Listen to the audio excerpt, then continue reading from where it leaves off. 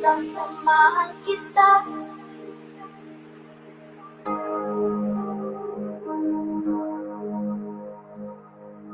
Sasamahan kita.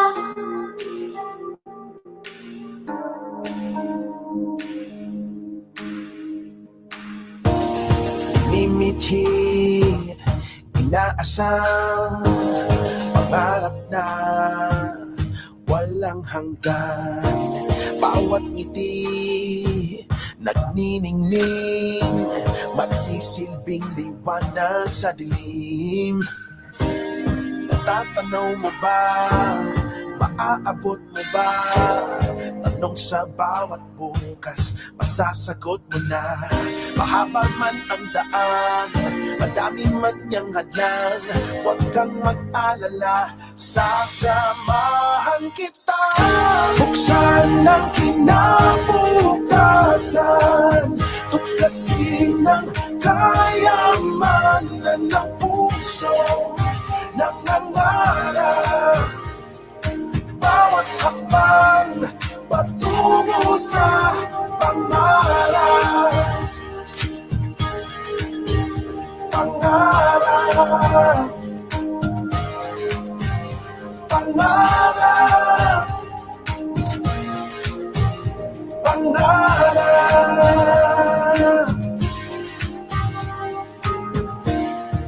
Malinaw na ang paraan, kalimutan na nakaraan. Ayusin natin ang daan, anuman ang humadlang. Gamitin ang iyong lakas para maiangat ang iyong antas. Mula sa baba, ngayon nasa taas, kinang ng puso iyong ilabas. Kami aalalay iyong kaagapay, sa bawat hakbang meron ka ng karamay. Hanggang sa tagumpay, ika'y magtatagumpay. Ang imposible ay kaya, basta't sama-sama, kaya huwag mag-alala, sasamahan kita. Buksan ang kinabukasan, tuklasin ang kayamanan ng puso, lumalaban. Bawat hakbang patungo sa pangarap. Pangarap. Pangarap. Pangarap.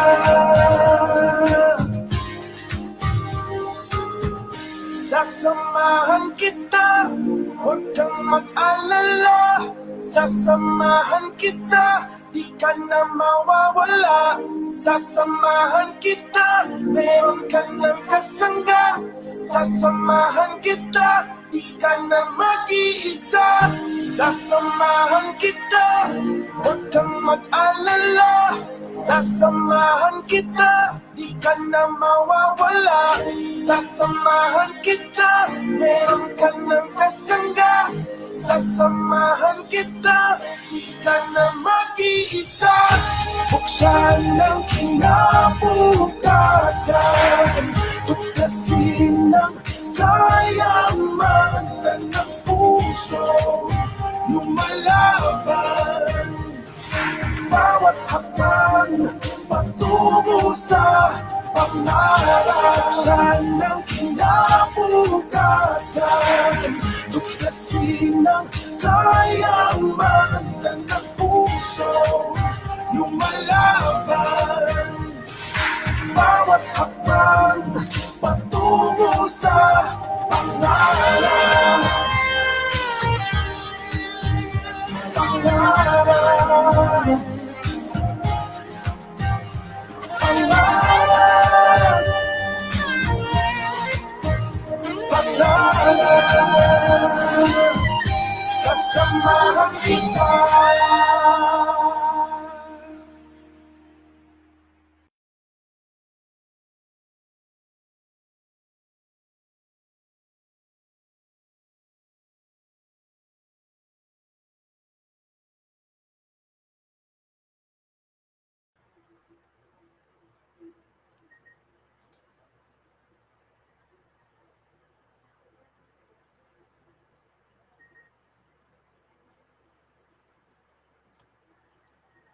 Yes, so hello and good afternoon, everyone.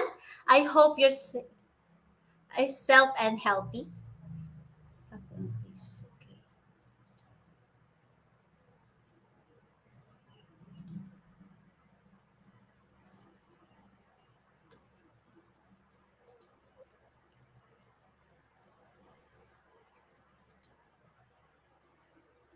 Yes, so hello and good afternoon, everyone. I hope you're safe and healthy. Today's Thursday, November 4, 2021. My name is Regine Mapalad, a fourth year Bachelor of Arts in Communication student. Happy viewing to my fellow students, our dear faculty, guests, and alumni from northern to southern Philippines who are watching now in our Facebook Live.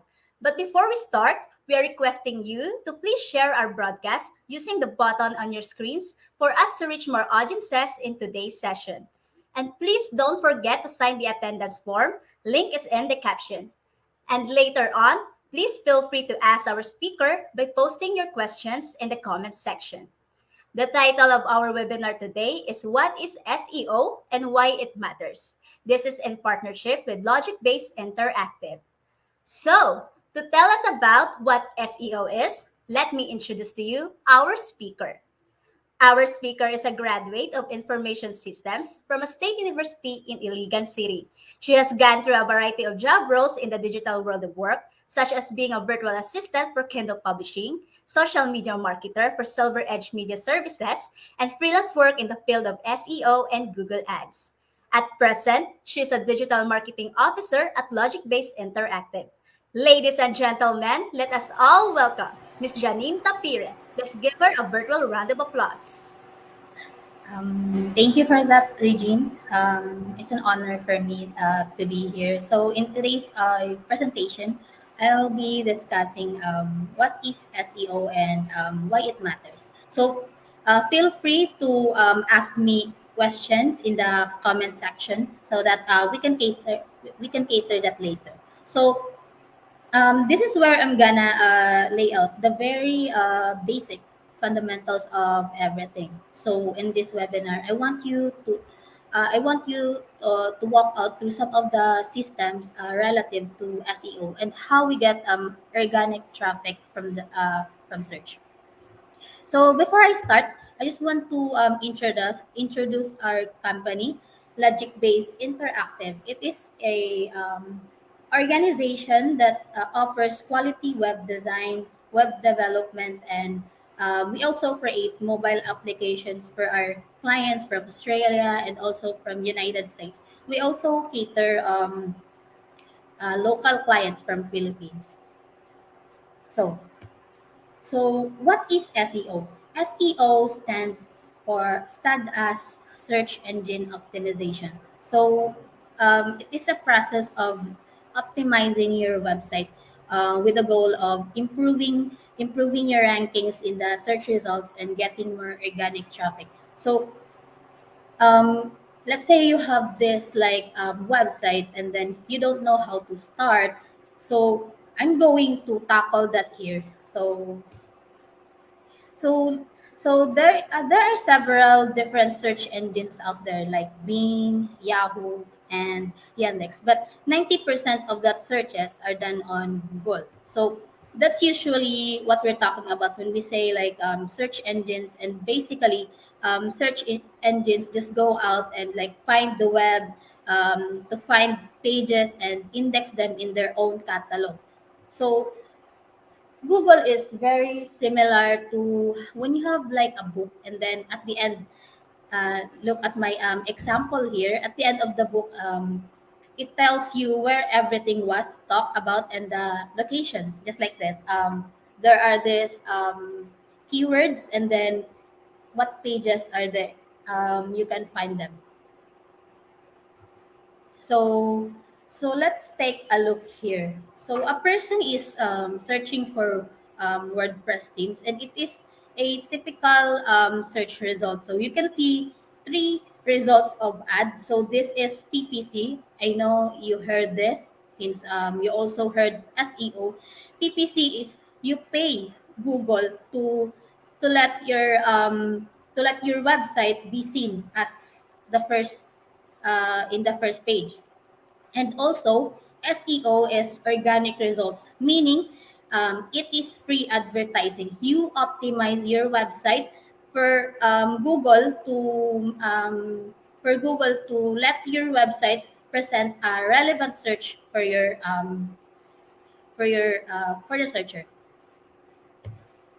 So now it's time to learn the how to do SEO marketing. So this is the basics, how how to do keyword research, how to present your content, and site architecture. So for me, is SEO requires a lot of action and time. So this is not something you can make a change today and expect to see results tomorrow. So SEO takes daily actions with the goal of long term success. So keyword keyword research is dictates what you call your site or how you describe your brand online. So it is two things. Keyword is used to rank on Google and also create relevant content. So let's say you have a site which is gardening. You sell mga you sell mga seedlings, and then you want people to find you in Google with keywords like uh, seedlings, um, seedlings Philippines, seedlings for sale, just like that style. And then with keyword also is it helps you build your link. So you can find this segmented topics where this specific gardening is for tips only, and then this specific keywords is for selling. So you have to know what keywords are you going to use for selling or for giving tips for your searchers. So as you can see here, a person is searching for wedding venue Queensland, and below all that is and called organic results. And then Google shows results of potential pages related to the um, query. So they show up on Google because they've done a good job telling Google that this page is about this particular query, wedding venue Queensland. Then then you have a people also ask. So let's say you're searching for wedding venue Queensland, but as you can see in the result, it's not giving you um, the result you're searching for. Let's say you're searching for wedding venue Queensland, or check that people also ask. You're asking for how much does it cost to hire a wedding venue in Queensland. Sure. So you're really not asking what wedding venue in Queensland you want. So you really want to check the cost. So Google is helping the searcher to check what is the intent of this keyword he or she is looking for. So I know all of you is you tried searching for this specific keyword, and then you check the first page, and then you found using that meta descriptions there, and the title is parang di nyo nakita yung hinahanap nyo. So you tried to change your keyword, baka mas ano to siya, mas mas effective, makikita ko talaga yung gusto ko. So I know ako, babae ako, I try to search things like a whole sentence. Hindi siya parang as a keyword. So Google is trying to understand the searcher. So as you, as the optimizer, you just don't want to focus on keywords only. um, think think like a person searching for a thing that you really want to find on Google, and then not just keywords. So you really need the okay, I will be explaining that later. So the question here is how does Google even determine what should go on the first page. So so there's a lot more to keyword selection than going through your keyword research tool and choosing every keyword on the list. You need to understand the intent behind the keyword as well as its competitiveness. Here are the most important elements of keyword selection: choosing the right keywords, competition analysis, and search intent. So here is my tips for conducting the best keyword research and selection. Use the use of keyword research tools, the use of LSI keywords, knowing the intent of your searcher, and competitor research. So let's start with using of keyword research tool. So me as a digital marketing officer of logic-based interactive company, we're using Ahrefs. So it's a paid tool. So we also have other keyword research tool, Google Keyword Planner. You can search that on Google, yung mga pwede kang makapag-search ng mga free keyword tool. But if you're optimizing for a site that you really want to make this as first page, we really need to pay for this specific tool. And for me, my number one tool is Ahrefs. So as you can see here, um, I'm looking for replacement batteries, and then I saw that these specific keywords, as you can see, the keyword difficulty is 57, and there is this word hard. So meaning, um, if you want to rank with that specific keyword, the competition for that specific keyword is hard. So Google can assure you that you will be in the first page, or even in the number one in the first page. So you have to find another keyword that is easy and the competition is not hard.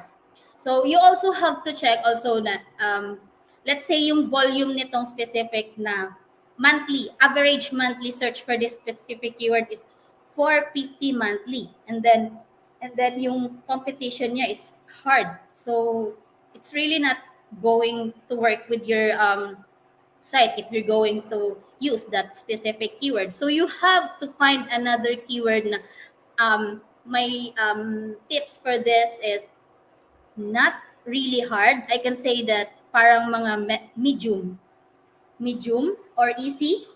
We're targeting talaga sa easy. Yung talagang magiging number one tayo with using this specific keyword. And then the volume, maybe 1,000 monthly average of 1,000 monthly.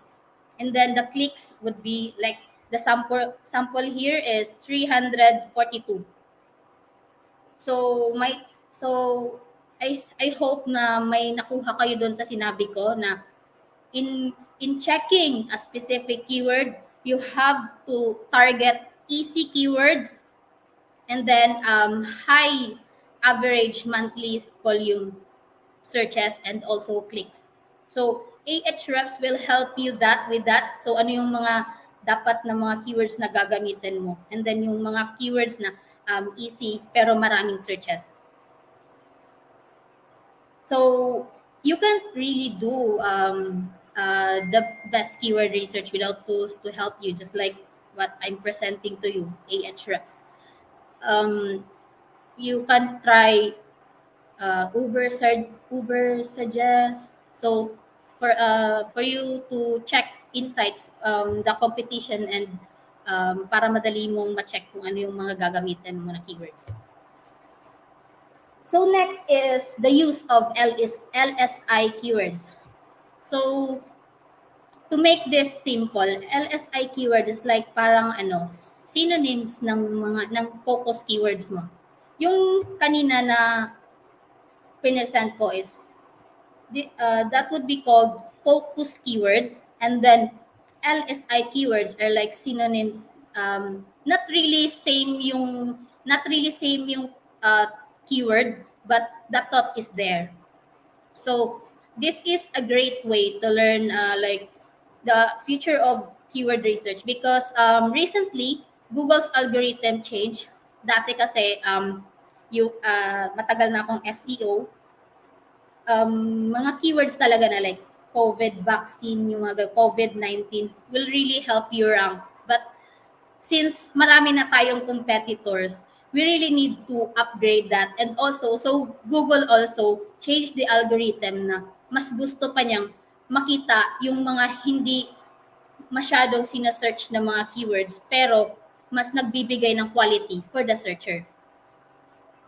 So if you, even though sa content mo, if you insert like COVID, every sa content you're talking about COVID this year, and then sa content mo may COVID na word, Google will not, it will not help you rank on Google search. So I'm giving you the tip here that the using of synonyms, not really the keywords, but like parang ano lang siya, same thought, but it's talking also with COVID, mga ganun na style. So as you can see here, if you're searching for a specific also my tip for selecting the keywords is searching a keyword na parang may ano ka na. Parang let's say, same sa sinabi ko kanina, ang site mo is for gardening, and then gusto mo munang i-search mo ano yung mga mostly sinesearch ng mga tao sa Google. So nag-search ka ng gardening. So same dito, nag-search ka ng COVID. So COVID, all these keywords talking about vaccine. This another sample here is talking about symptoms. This one is vaccine registration. So you have the idea na on how to group, how to find your keywords na talagang mag-fit sa website mo. So if you're job listing site, so dapat yung keywords mo talaga is like find engineering jobs, find nursing jobs, yung mga ganun na mga keywords. Not really where to find jobs, yung mga ganun na mga style.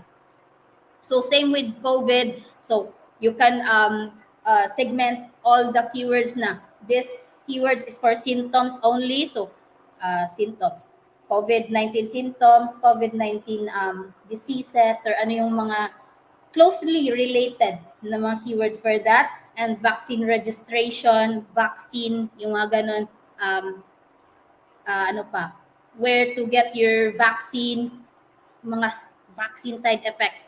So you really have to group and then identify saan na-fit yung website mo.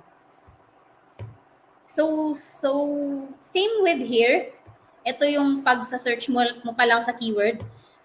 Once na-search mo na yung COVID, sa baba, I know na nakita nyo na to, you can also check these common searches. And then the sample here is, you can, the searcher is, pwede nilang i-check yung each keyword dyan because Google identified that as parang related to what you're searching for. Because I tried searching for COVID, then after Google presented me all the organic results, and then sa baba is hindi mo nakita yung hinahanap mo, may solution si Google for that, like this. If you're a student looking for an essay, and then you just search for COVID only, and then you check the organic results, is not giving you the answers you're searching for. So sa baba is by essay on COVID-19 for class 5, history of COVID-19. So may ano talaga may option si searcher kung ano yung mga i-click niya dyan. Pero ikaw as this SEO expert, parang advantage na to sa'yo because you have the idea na this keyword you're searching for is, ito yung mga LSI keywords niya. Mga closely related keywords nitong specific na keyword na sinesearch mo. Next is knowing the intent. So as I've said earlier, knowing the intent is very important because if you're selling like this, you're selling ladies red shoes, and then you just want to rank using the keyword ladies red shoes, like this sample. um, you're ranking for that outfits with ladies red shoes, but you're actually selling this shoes, and then you're not using this buy. So knowing the intent is very important. You have to check na parang hindi ka, if you're selling this shoes, parang hindi ka dapat nagbibigay ng information for that uh, searcher. Gusto mo talaga sila na bumili agad. Pero kung if you're a blog, if you're a blogger, or your site is for just information, ito yung style, outfits with ladies red shoes, how to wear red shoes. So para siyang mga tips on how to do this, yung mga styles, kasi para siyang hindi mo binibigyan ng thoughts ang mga searcher na nag-o-offer, I mean, nagsasell ka ng shoes. So, aside with this, buy ladies red shoes, so para siyang you're really targeting yung mga searcher na gusto talagang bumili nito. And also, with selecting your keywords is competitor research. It is one of the best ways to perform keyword research, is to see what your competitors are doing. And you should, for me, this is my first, before I optimize the site, this is the number one ang ginagawa ko. So, I tried to check yung mga same sites na closely related sa site na ino-optimize ko. And then, I'll check yung mga keywords na they are already ranking. So, as you can see here, I'm searching for visme.co, and then I'm still using Ahrefs. So, I check the organic keywords, and these are the keywords they are already ranking for. Timeline maker, Visme, graph maker, flowchart creator. So with this is you will also have an idea na no need mo nang i-target tong specific na keyword, kasi as you can see sa column ng KD, 49 is already hard, so you shouldn't target that keyword. But my suggestion for that is you can also have this group of like hard keywords, easy keywords with yung mga maraming average searches, like this. Yung volume nila per monthly is for timeline maker is 33,000 with a keyword difficulty of 49. So my suggestion for that is create a column for hard, and then column for easy. And then, so if you create your content, like you're creating a content and then you want to target like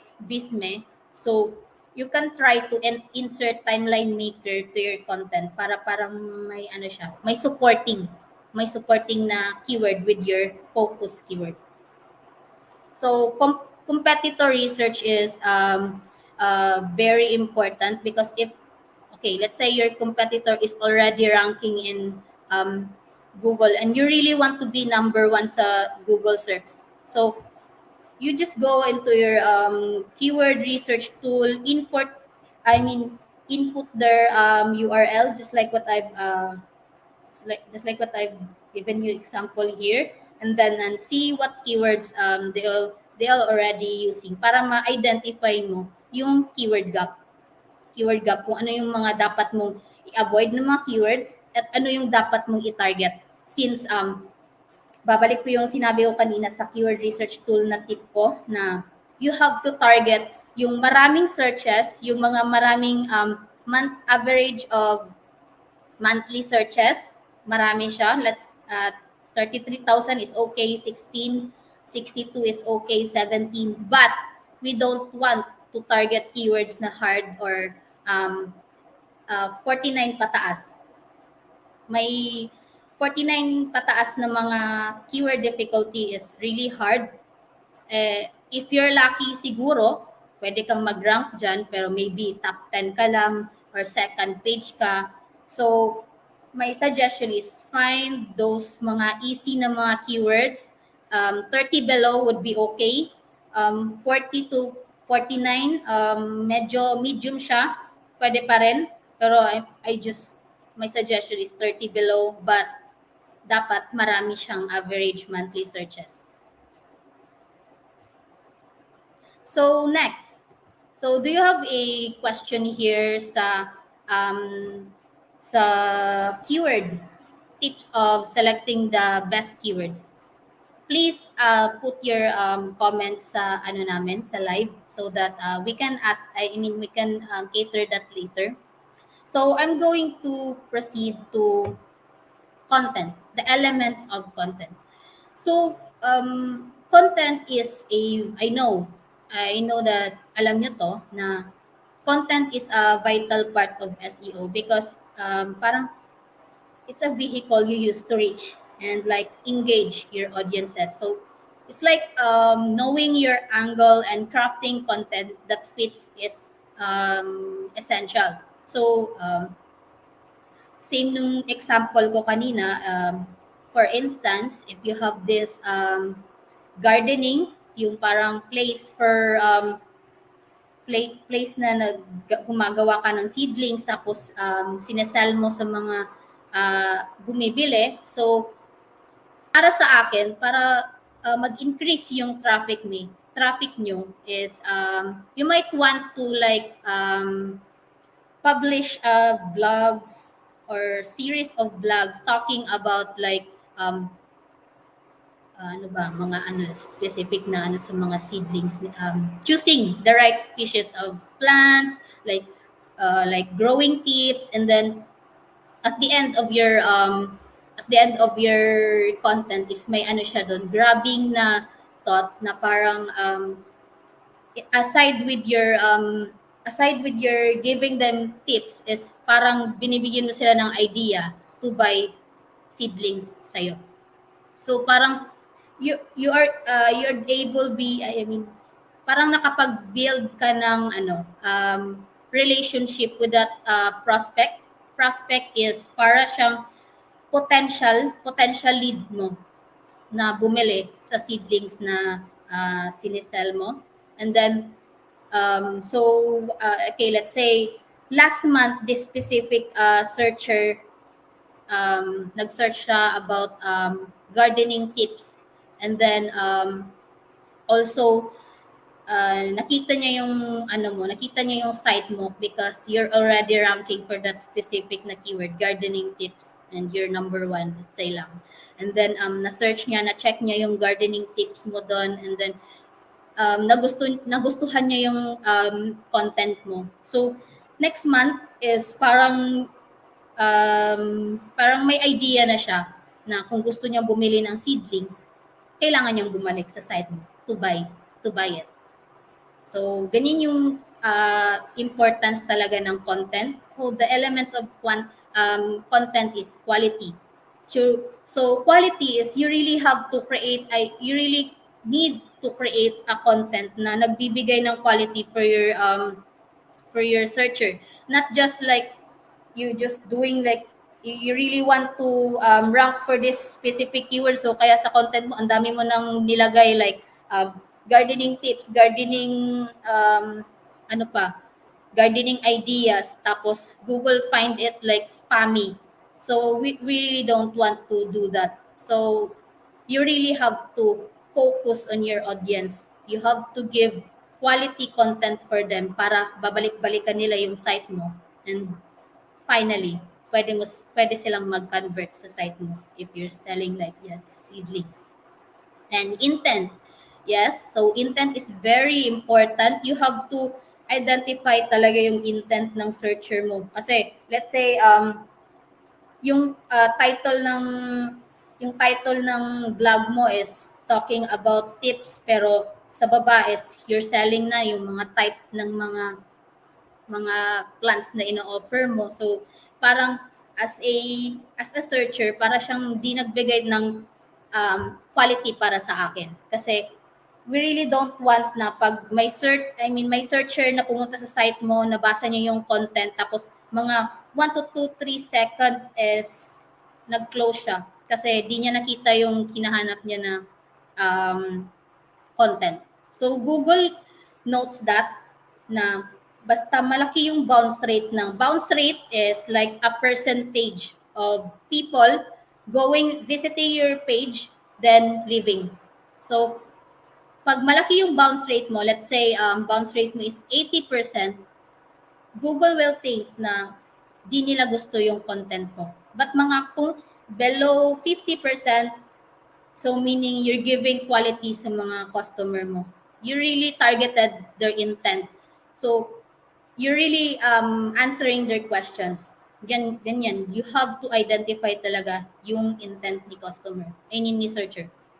And also, freshness. We don't want to create content na parang di na siya talaga ngayon. So we have to like check yung mga updated na mga topics. So we really don't have to create new topic. We can have like search for this topic sa Google, and then you check this specific na keyword. So you can take that as an inspiration. Don't copy it. You can just improve it. Ano yung mga kulang sa sa article niya, and then add yung feeling mo na ma-answer talaga yung query ni searcher. So, this is my tips of creating quality content. So identify user intent, create a buyer persona, make use of images, make the reader convert. So, how to identify user intent? So, let's say here you're selling like accessories, Christmas accessories. Then you really want, since this month is December, so people will be searching for the right gift for their mom, father, brother, ano pa yung mga boyfriend. So, same with my sample here. Unique gifts for mom. And then, sa babae, ito yung mga organic search results. So, you really need to know what the reader wants to accomplish when they land on your page. So, it is very important na same dito sa mga sample, it is very important na sa meta title mo pa lang na nasabi mo na ano yung talagang i-click ni searcher yung page mo. So let's say si searcher is naghahanap ng unique gifts for mom, and then yung title mo is best gifts for mom 2021. So nakita mo yung parang niya, she's really the page is targeting yung mga targeting freshness. So gusto niya na parang mas iba siya sa mga competitors kasi 2021. So this year, meaning updated yung list niya. Just like others na walang 2021,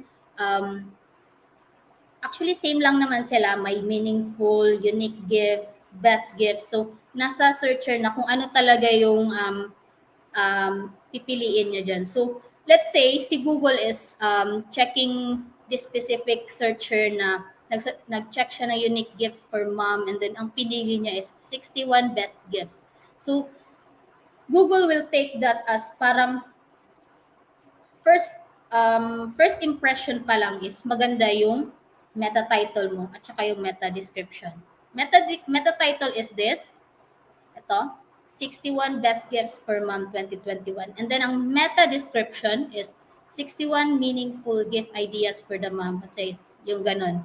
So I know same kayo ng idea sa akin na how I search for specific keyword. Let's say I'm searching for unique gifts for mom, and then I'm looking for this specific keyword din sa meta title and also sa meta description. So I want to click this specific page, and then Google will take that as next month maybe you'll be in the first page. So Google really thinks na parang nagbigay ka ng quality sa searcher kasi once na-click niya yan and then parang nag-stop yung searcher mo sa page mo for like mga 1 minute, so meaning you're offering quality content, and then you also know the user intent. So so next is creating a buyer persona. So this is actually our yung nag-start pa ko as a SEO specialist is our writer is just writing content na parang wala siyang guide. Wala siyang guide kung para saan to na content. Ano yung tina-target ko na pain points at saka ano yung let's say na-target ko nga yung pain points pero hindi ko alam kung ano yung answers for that mga pain points ni customer.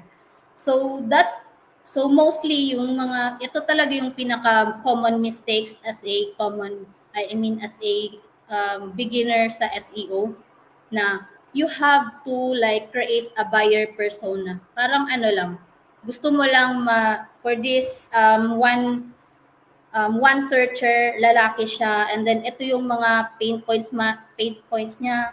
This is what he likes, this is and then this is what she dislikes, yung mga ganun. Para pag once yung writer mo is creates a content, madali niyang ma-target sa content niya kung ano yung dapat niyang ma-present sa content. And next is making use of images, because also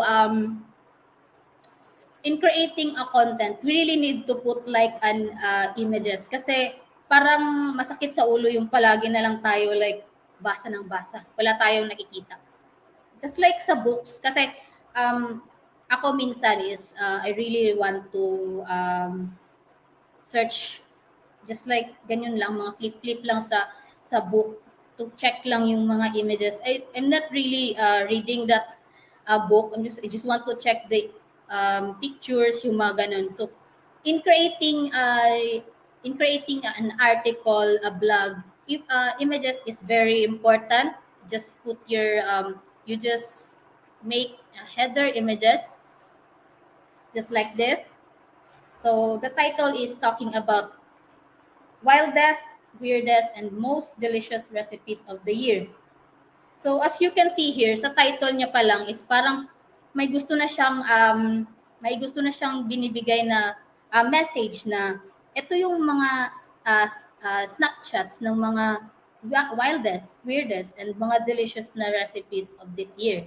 And then sa baba na yung each recipes, each ng foods na ina-offer nito na specific na content. So images is really important. And then next is making the reader convert. So there's nothing worse than reading a piece of content and not getting everything you need to accomplish something, right? But your content should be thorough, but it also needs to answer the question like what now? After niyang mabasa yung content mo. So what now? So same dito sa article na ginawa ko. This is my site. I created a content with a keyword cloud-based POS. And then sa baba is, as you can see, may one sentence dyan na switch to a cloud-based POS today, give money cash a try. So I really like trying to like give yung let's say ito na searcher is may problem siya like kung gusto niya talaga na mag traditional POS or mag cloud-based POS. So I'm really like trying to give a solution for that searcher na you really need to try cloud-based POS kasi ito na yung ito na yung ginagamit these days and mas safe siya kaysa sa traditional na nakasave siya sa local device. So, after kong na-present yung advantages ng cloud-based POS, sa baba is, I'm trying that person to convert. I'm trying that na parang aside from you reading my content, I want you to convert. I want you to I want to get your details. So sa baba is I have this button, request an account. So it is also already an advantage because nabasa na niya yung content niya. So parang I'm hitting two birds in one stone. Kasi nakabigay ako ng answer sa question ni question ni searcher, and also nag-convert siya sa blog ko. So blogs, articles is very important nowadays. So next, site architecture. So a good website architecture leads to a great user experience, which is important for SEO marketing. So it focuses on things like fast loading times, ano pa, safe connection, and also mobile friendly design. So ideally, if you have this parang start pa lang na website, bumili ka pa lang ng domain. So you really have to map out first yung first page mo, and then ano yung mga subdomains niya. I will be tackling that for this next ano. So site architecture is easy to crawl. So just like this sample here, my website is talking about spa, and I want the homepage to connect to treatments, the team, beauty blog, and contact us. And then with treatments, may mga under pa like body, face, hand, and feet. So doing this, once na map out mo na yung mga ganito, yung mga categories mo, Google will think na yung site mo is easy to crawl. And then madali niyang ma-identify yung mga links mo. And then good site architecture is really also helps you rank on Google search on first page. So it's really important para parang kung let's say may nag-visit dito sa Marisa Spa sa homepage mo, and then you're getting this parang link juice na ito may mga visitors for this homepage, and then let's say may 10 na nag-visit, and then sa 6 ang 6 is pumunta sa treatments. So Google also checks na parang magaling yung yung architecture ng website mo is smooth, madali niyang ma-identify, and Google spiders can also identify yung mga underlinks, mga subdomains na so you can easily pass link juice from your main to your other categories like treatments. And then it's really important because once you pass link juice to this specific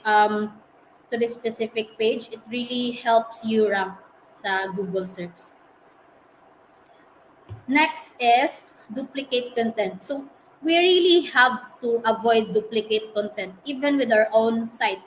So because Google penalizes those mga duplicate na content sa website mo. And also avoid yung mga let's say you posted this specific article sa website mo, and then you have this friend mo also na may website siya na nag-o-offer ng mga information for readers, tapos gusto mong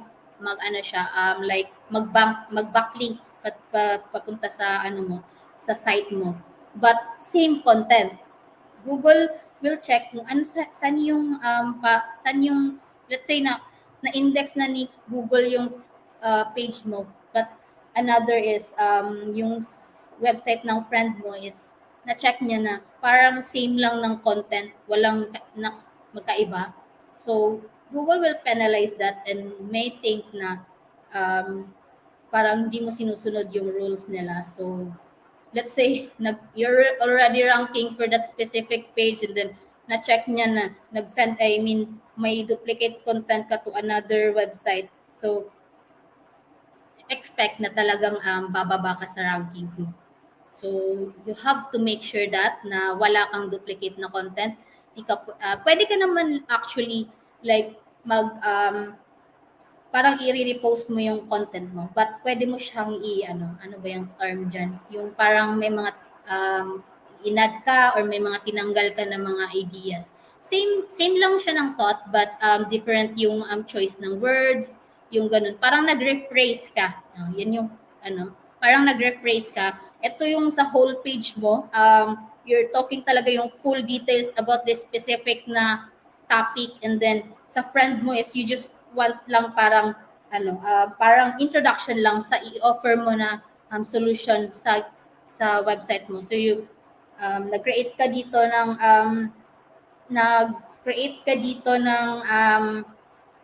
let's say nag-create ka dito ng content sa friend mo, and then you just want to connect your homepage, I mean your website. Parang nag-rank yung site ng friend mo, and then na-check yun ng mga visitors, and then it will really help you also na rank, because the more links na pumupunta sa site mo from other websites will really help you rank. So backlink is very important. So my style for this is as an SEO expert is we find yung mga guest blogging ng mga sites, yung mga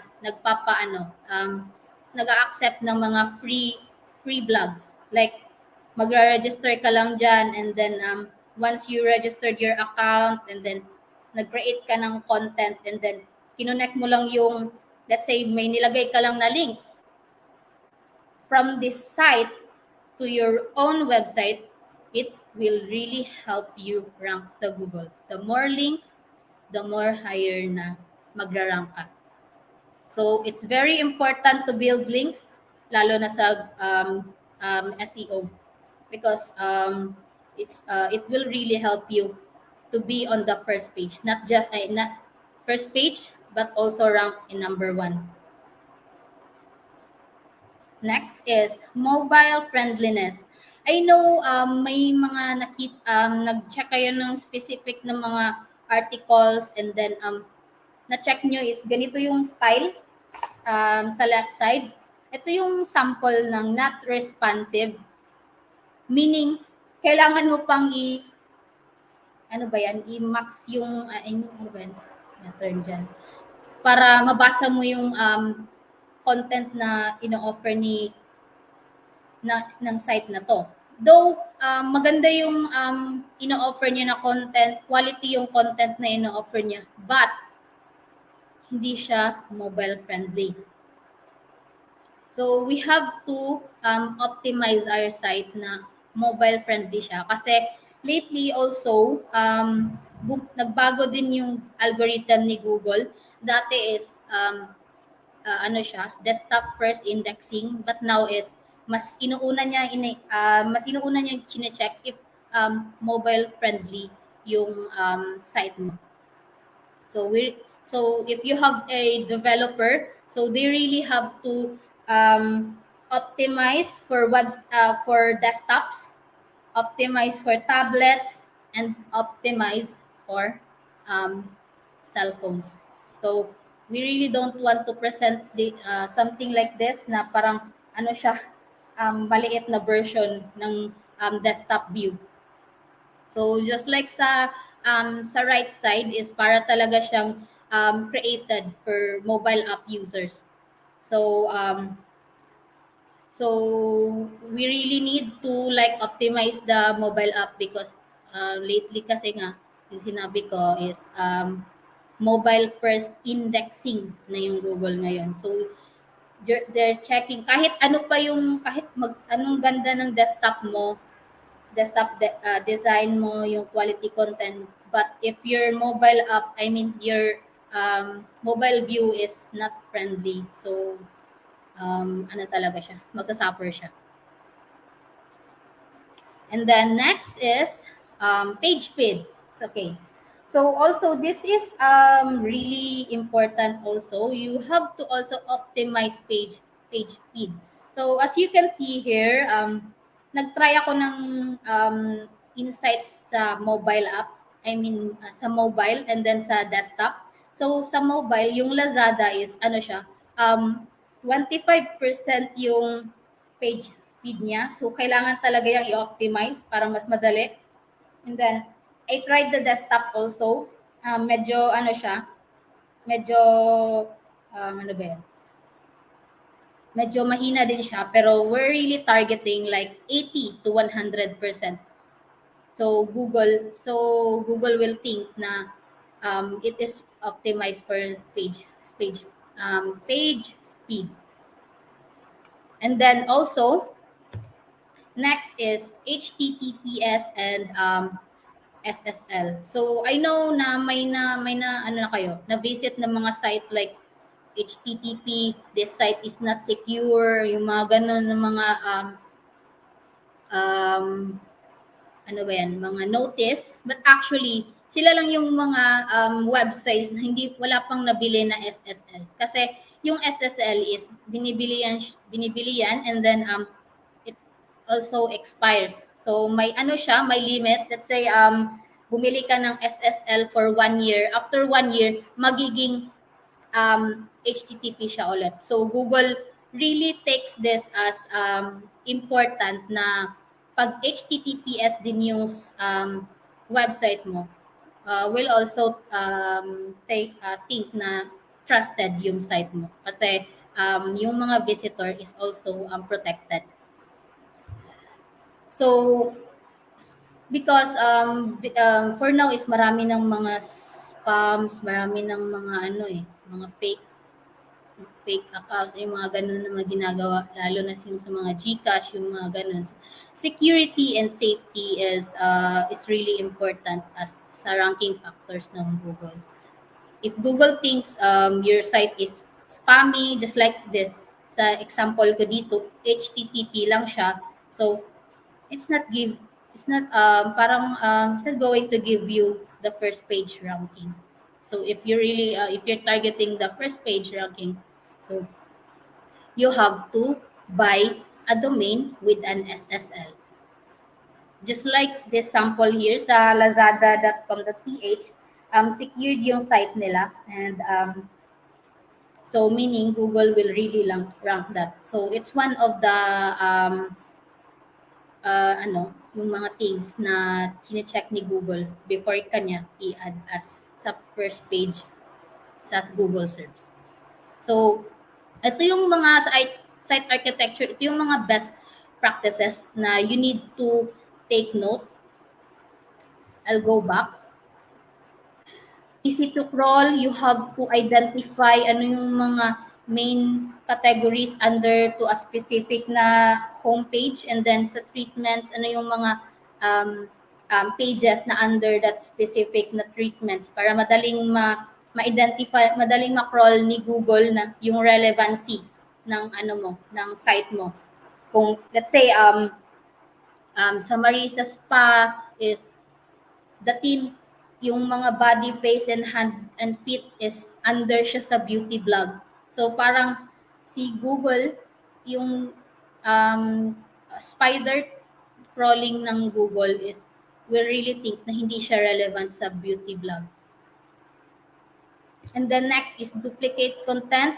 Never duplicate content. Yung parang 100% talaga na same yung content to another site. Pwede kayong pwede siyang same thought but you can also rephrase that to another site.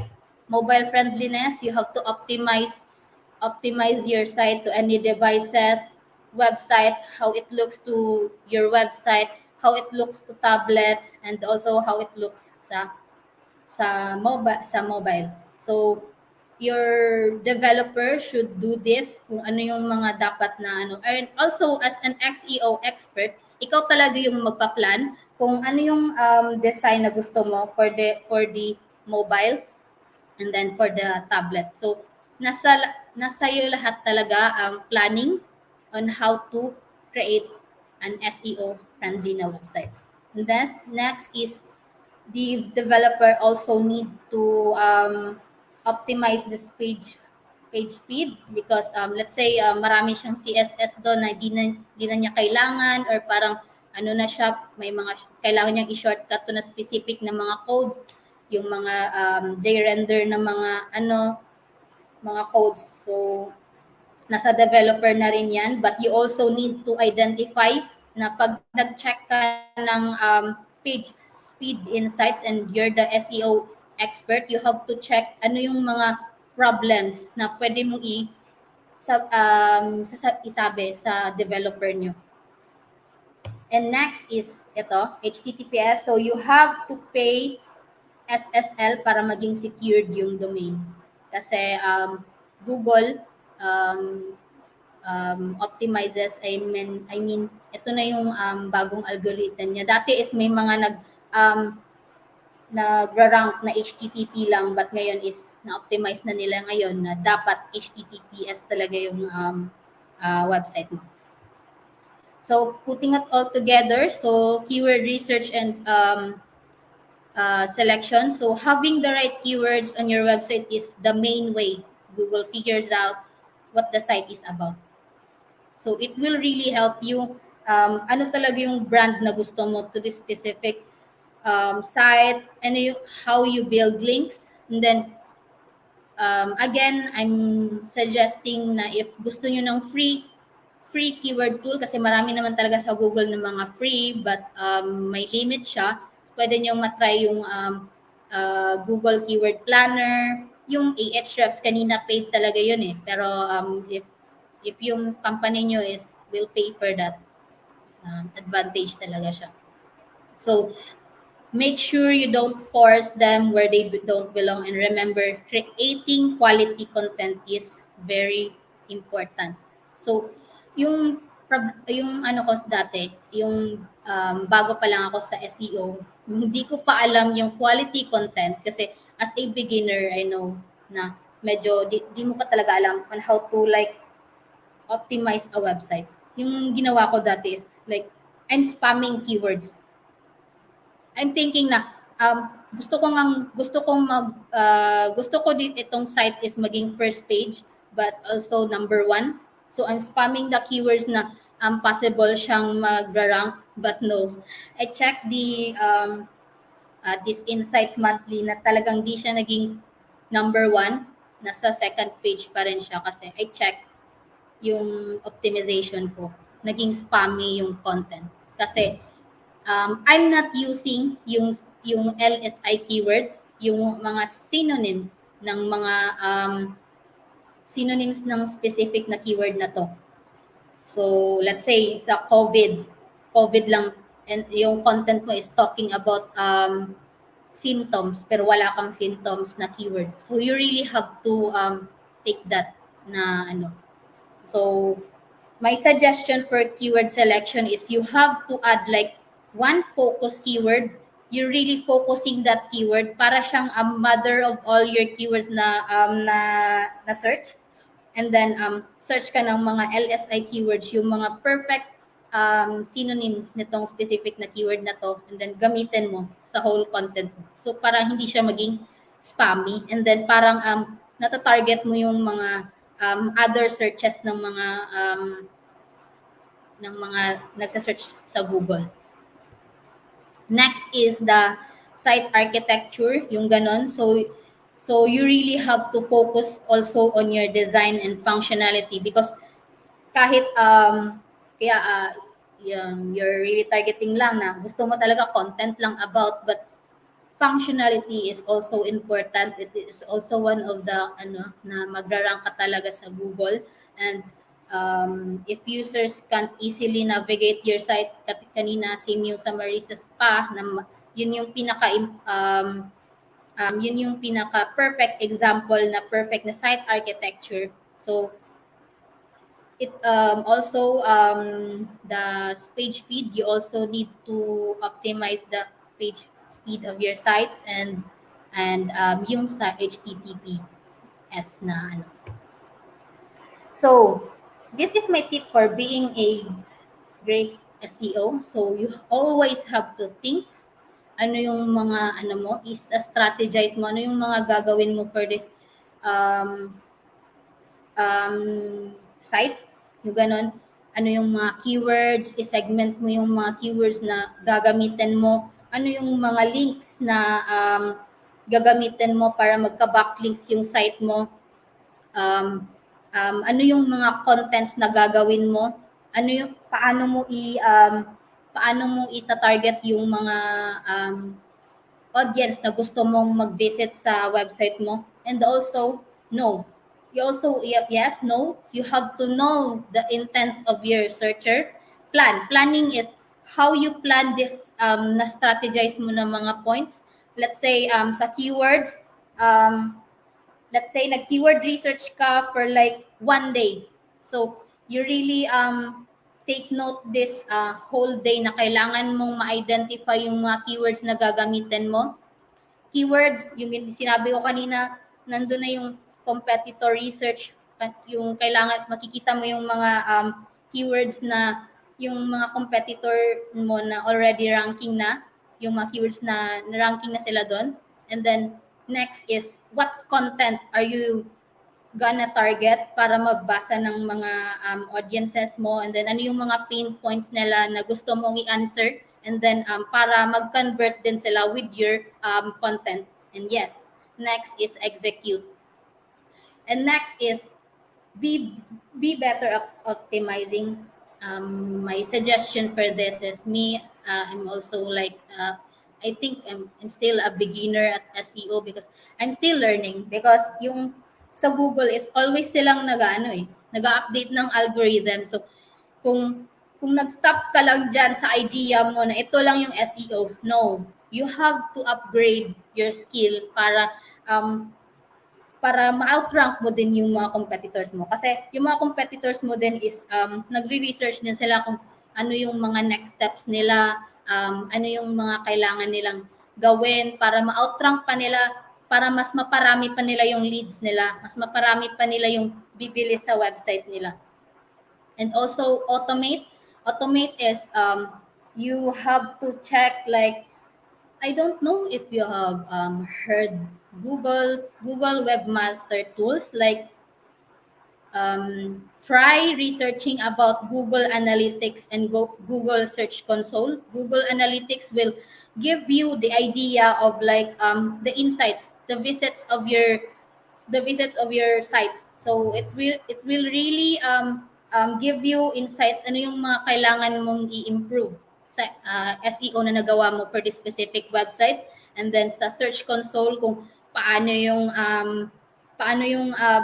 mo, yung crawling ng website mo, yung page speed mo, nandun lahat. So Google Webmaster Tool, since we're optimizing for Google, so we also need to use mga tools para ma-identify din natin na yung mga nagawa natin na SEO is ano talaga siya. It really helps our website performing sa Google search. So my take note of this, that always stay up to date with what's going on in the SEO world. So since Google is always changing their algorithm, so you really need to stay up to date, and ano yung mga kailangan mong mga ma-learn ulit, ano yung kailangan mong i-adjust for this strategy. Let's say you're an SEO 2019 and then nag-stop ka dyan sa technique mo for 2019. So, and then you're having problem like, ano ba to? Bakit I'm not ranking. I'm doing yung mga step by step for being an SEO, pero bakit di pa rin ako nagra-rank? So, you have to take note yung mga bagong mga techniques. So, research lang, know ano yung mga next steps na gagawin. So, I think that's it. So, do you have any questions, guys?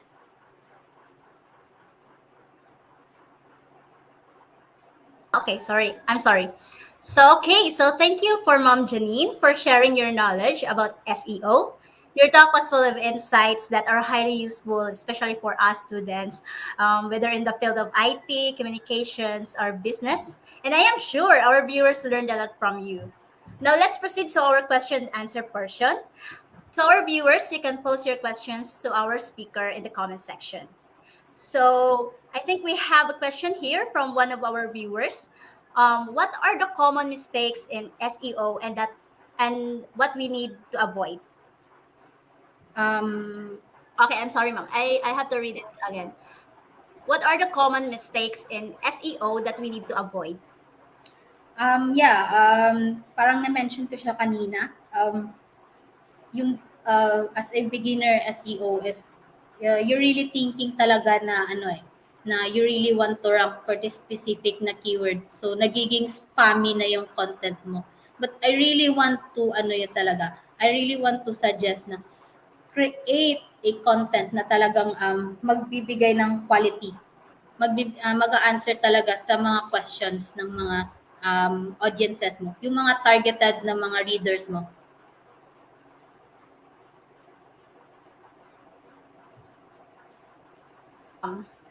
Next question from one of our viewers again. When will a personal or business site start seeing results? Actually, if you're an SEO is hindi talaga agad-agad lalabas yung results mo kasi it really takes a lot of effort. For me, matagal na akong SEO. It will really take you like maybe 2 months para makita mo talaga yung site mo na nagra-rank na siya using the keywords na na-search mo na ano yung mga keywords na-identify mo na really mag-help talaga sa site mo na magra-rank. So, as I've said earlier, we have to use those Google Webmaster Tools that we okay. Let me, how do I share my screen again? Share case. Okay. Okay. So, you really have to like identify yung mga um, insights ng website mo para ma-check mo yung measurements, yung mga kung ano yung performance ng website mo. You have to check Google Analytics. Google Analytics. So, it is really important para ma-check mo yung mga visits, yung bounce rates ng sites mo, yung mga sinabi ko kanina. So, I will give you an example sa sa analytics ng Moneycash. Give me a moment. Parang mahina yung internet. So,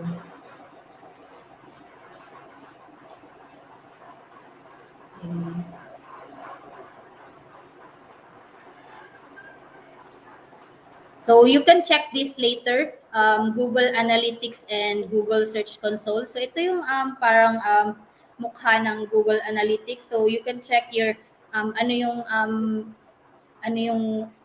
ng audiences mo, kumusta yung mga behavior nila, ilan yung mga visitors mo. Users is like yung mga bumabalik talaga sa website mo. Sessions is like yung parang pag nag-search ka sa pag nag-search ka ng specific na keyword tapos may searcher na nag-click sa website mo, counted yan as session under 30 minutes.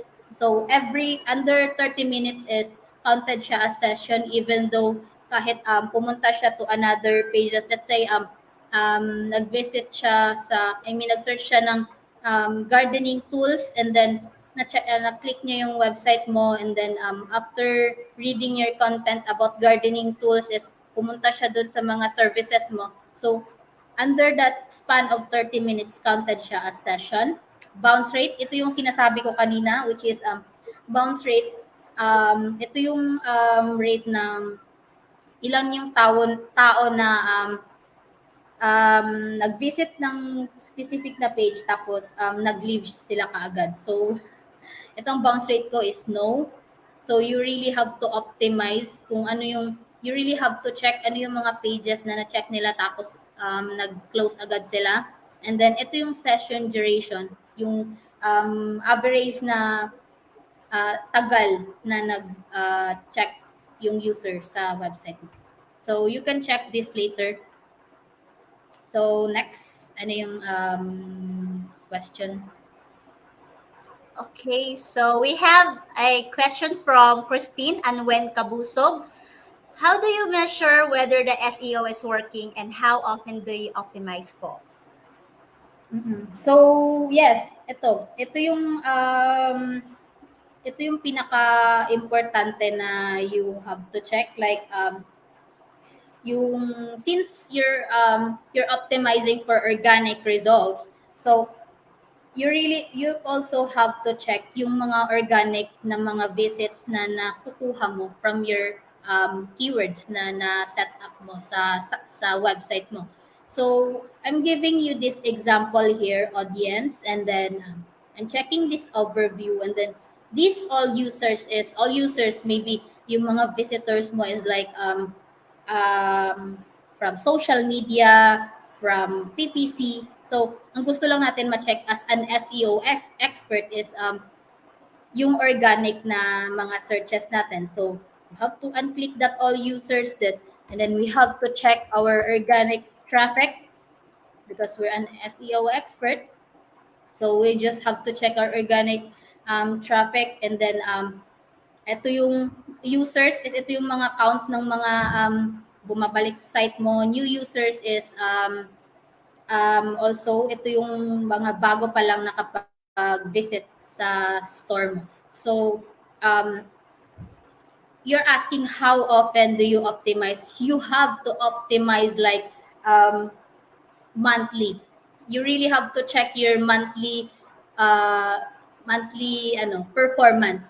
If you're already, let's say you're targeting this specific keyword na gusto mo maging page maging page, I mean rank 1 sa first page, and then you can you check the keyword ranking. Let's say keyword, meron mga free na keyword ranking tool na pwede mong ma-check yung mga keywords mo na how was the keywords. Am I already in top 10? Top 10 is like yung mga nakikita mo sa first page, ito yung top 10. So, we really have to like target talaga na nasa first page tayo. And then, so yan, first is, you have to check your keyword ranking. How was your, sa analytics naman is, how was your sessions of your per user, gaano sila tumatagal, and then yung sa bounce rate, so you have to check also your bounce rate because you have to like bakit mataas yung bounce rate ko, may masyado bang masyadong short ba yung content ko, masyado bang may kailangan ba akong i-improve yung mga ganon, or baka slow loading yung page ko. So you have to check all that mga possible problems. Kung you think that sa page speed siya, so you really have to optimize the images, like please maybe if you're uploading a image to your website, just I'm suggesting na mga 100 kilobytes lang yung KB lang yung i-upload mo sa if you have WordPress or sa domain mo. So my suggestion for SEO experts is you really have to like optimize yung mga images kasi yan yung mga actually yung problems na nagba-bounce rate. Kasi let's say nag-visit ka ng site and then ang tagal mag-load, so magpa-close ka na lang. So ganyan yung mga mostly kailangan natin i-check. And also we also need to check also ang location natin. If kasi we're targeting, let's say, we're a digital marketing company from CDO. So we need to we need to rank, let's say, digital marketing CDO. So may mga ganun kasi na mga searcher na gusto nilang mag-search ng parang targeted na yung the way nila mag-search. Gusto nila na um, kung magsa-search sila ng digital marketing company, baka lalabas yung mga Australian, United States. So with geo-targeting, with keywords, you are helping your potential clients, potential leads na pumunta doon, makapag-visit sa website mo. So yan yung mga kailangan mong i-check, yung sa targeting ng keywords, yung sa ranking mo, how are you performing sa keywords na ginamit mo for your website. And then also is sa Google Search Console is you have to check the crawlability of your site. If yung sinabi ko kanina sa Marisa Spa, if yung architecture ng website mo is closely relevant talaga siya. If this page is talking about treatment, so talagang dapat may ano siya, connected siya to treatments like for body, face, yung mga ganun.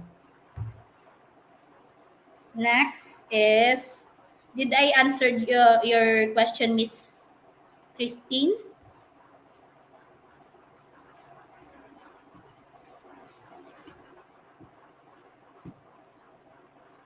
Sure.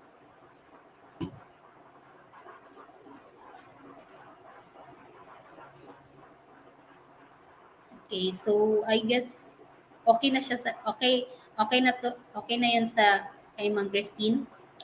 Next is from Okay. Sir. Yes, ma'am.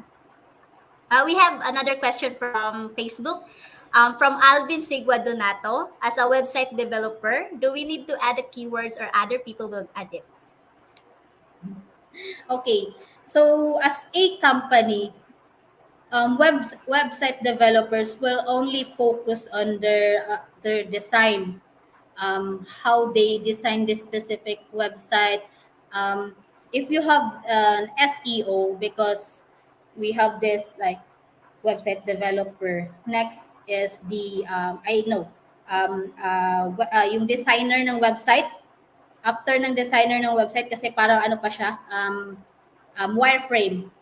Design pa lang na i-create ni website developer, which is you, Sir Alvin. And then next is, after ma-create yung website, is dyan na i-insert si SEO expert. So you really don't have to add mga words, you need to search kasi may expert for that. May expert na dyan. And then ikaw is expert for creating a website. And SEO is expert for giving organic results. Okay, so it looks like we have covered all your questions. Before we end our webinar, Ma'am Janine, is there anything else you wanted to say to our viewers before we end? So I think yung naktakol ko lang is basic SEO lang. So actually SEO is like a tree, and then yung ano ko lang, yung pinisend ko lang kanina is roots lang yun. So marami pa talaga kayong need i-learn. And then if you really in it, if you really want to know about SEO, you can search it on Google. Marami na siya actually tutorials, because even teachers or kahit mga iba dyan na walang work or ano, is pwede silang makapag-learn with gamit yung mga YouTube na mga tutorials. Okay, so thank you, Mom. For those who joined in the middle of the broadcast, don't worry, because you can still watch the recorded file after this Facebook Live. Also, the link to our today's attendance is in the caption. So once again, thank you very much, Mom Janine and Logic Based Interactive, for generously sparing us your time and knowledge as usual. To everyone, thank you for staying with us. And once again, this is your host, Regine Mapalad, a year Bachelor of Arts in Communication student. It's a great experience to be hosting this webinar. Thank you to the Alumni and Corporate Engagement team of PHINMA COC for this great opportunity. Have a great day.